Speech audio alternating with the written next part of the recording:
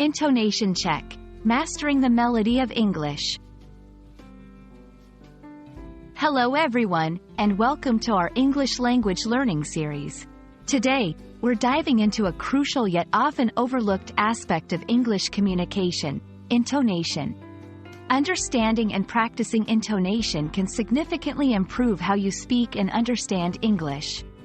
So, let's explore what intonation check means and how you can master it. Intonation refers to the rise and fall of the voice while speaking. It's not just about the words you say, but how you say them. In English, intonation can change the meaning of a sentence, even if the words remain the same. For instance, the sentence, "You're going to the party," can be a simple statement or a question, depending on how your voice rises or falls. Intonation is key in conveying emotions and attitudes.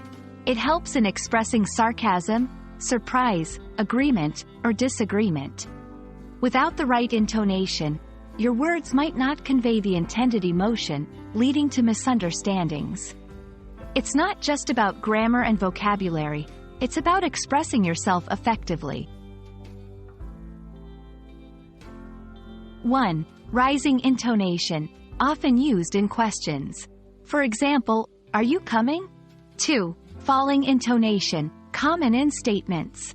E.g., "I am going home."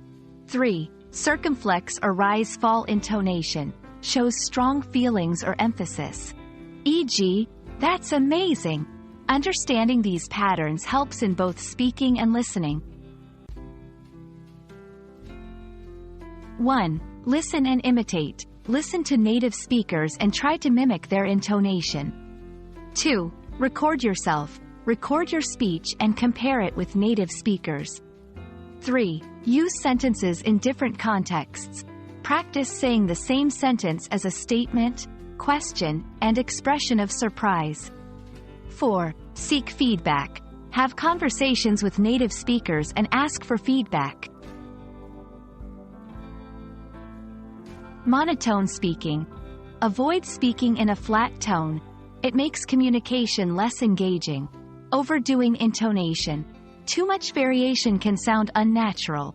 Ignoring context. Pay attention to the context of the conversation to use the correct intonation. And that's a wrap on intonation checks. Remember, mastering intonation is a journey. Practice regularly. Stay mindful of your tone, and don't be afraid to experiment. I hope this video helps you on your path to becoming a more effective English communicator. Happy learning, and see you in our next video.